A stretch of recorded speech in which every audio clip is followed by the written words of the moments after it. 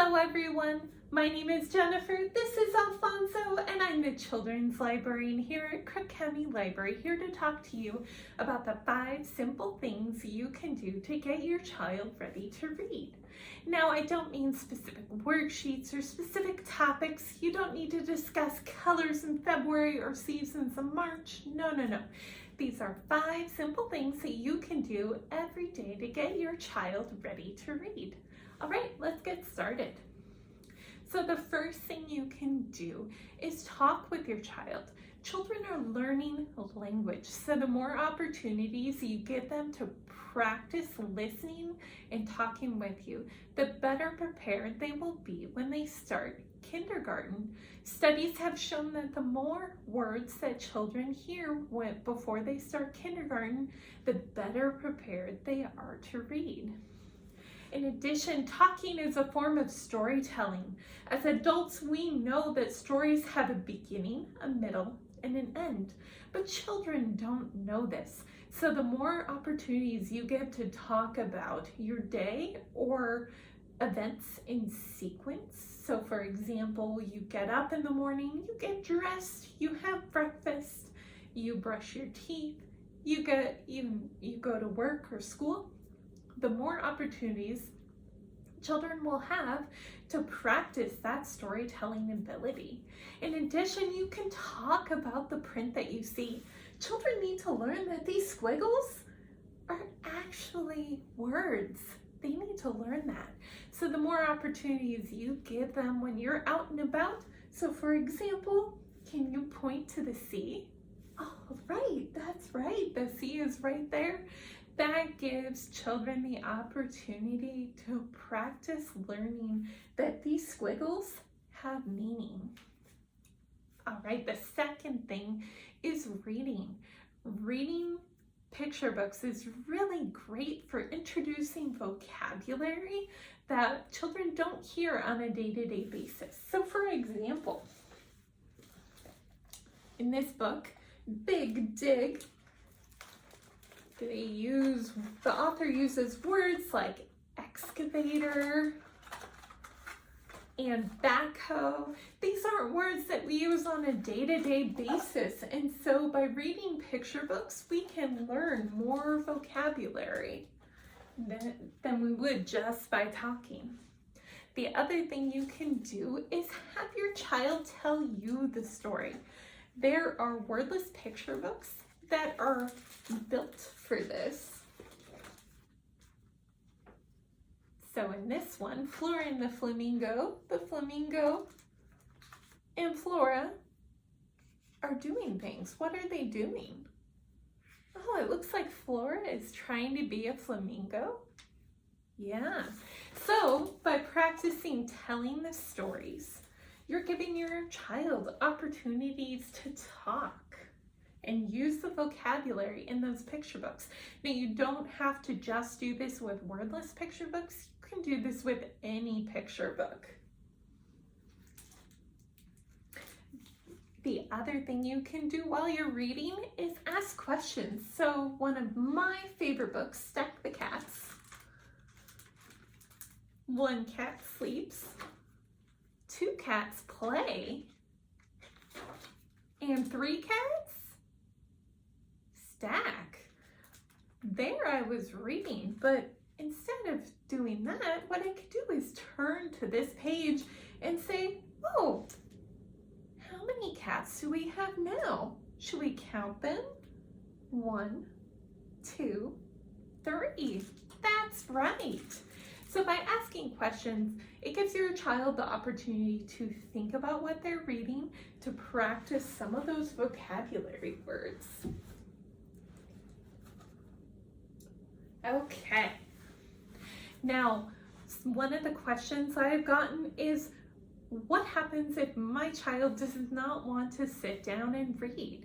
Well, I have heard that bath time and meal time are 2 excellent times when your child is otherwise preoccupied, and that is a great chance for you to sit and read to them. In addition, your child wants to do what you're doing. So if they see you reading, they're gonna wanna read. And I don't mean that you need to be reading big long books like War and Peace. No, no, no. If they see you reading and looking at picture books, at magazines, they're gonna wanna know what you're doing. So any chance that you can give your child to read, highly recommend it. Okay, so the third thing is singing. Singing is really great because it slows down speech. Children are learning language. They need to learn that those sounds are a part of their language. So, for example, if I just say, twinkle, twinkle, little star, how I wonder what you are, it's really hard to figure out where those word breaks are. So if I sing it, twinkle, twinkle, little star, now you can hear every single sound that I'm making, the ta, the wa.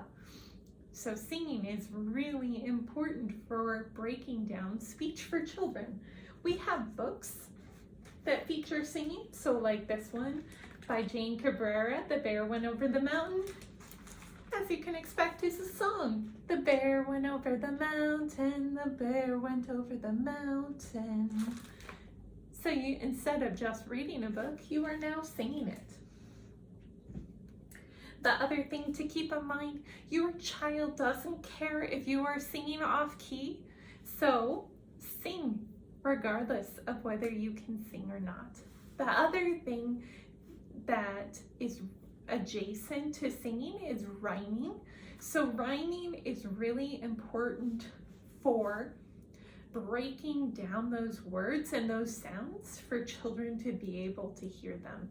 So Dr. Seuss was a master of this. So if I have a book that has a sentence, the fat cat sat on the mat, suddenly your child can hear that fa, ka, sa, and ma are different sounds that they need to pay attention to. So anytime that you can use books and rhymes and songs that have rhyming, highly recommended. Okay, so the fourth thing you can do is write. And I don't just mean writing letters. I mean drawing, scribbling. Your child, especially at the youngest ages, needs to build up these muscles in your arm and their arm and their hands to be able to hold a pen, a pencil, a crayon, to be able to write letters later. So the more opportunities you give them to color, to scribble, to draw, the better able they will be to write letters later. So right now we have these craft kits. This is our Storytime kit. Our Storytime kits are coming out every 2 weeks. And the great thing about these kits is they're designed for children to practice those fine motor skills, the building the muscles in their arms and their hands to be able to write. So those are coming out every 2 weeks. You do not need a library card. You just need to stop by the library. Right now we are open Monday through Friday from 9 a.m. to 5 p.m. The other thing that you can do, all of these skills intersect. So for example, if your child is drawing something, ask them about what they're drawing. I highly recommend open-ended questions because they give your child the opportunity to respond to you. And often if you say, if your child has drawn something that looks like a cat and you're like, oh, that's such a great cat that you've drawn, your child may come back and say, that's not a cat, that's an elephant, obviously. So asking open-ended questions, don't assume what the picture is about. All right, so the last skill, the fifth skill, is playing, my absolute favorite. Playing is great for practicing vocabulary that they're learning while they're reading and talking with you. You can also use writing as a prop. So for example, if I am preparing dinner, I've got my apple, my bell pepper, cooking them up, well, what you can do is have your child write down the recipe, because cooks use recipes, right? If they're playing market, have them practice writing that grocery list. Even if it's not words, it's still practice.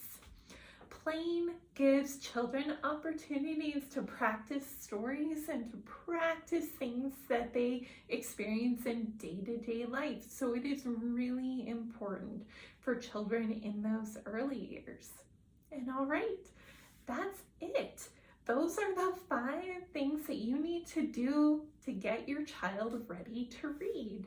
Talk, reading, singing, writing, and playing. All things that are super fun to do on a day-to-day basis. Now, if you have any questions or need suggestions for books, you can feel free to contact us at crooklib.org. That's our website. Or you can give us a call. Our number is 541-447-7978. Thank you so much. All right. Bye, everyone.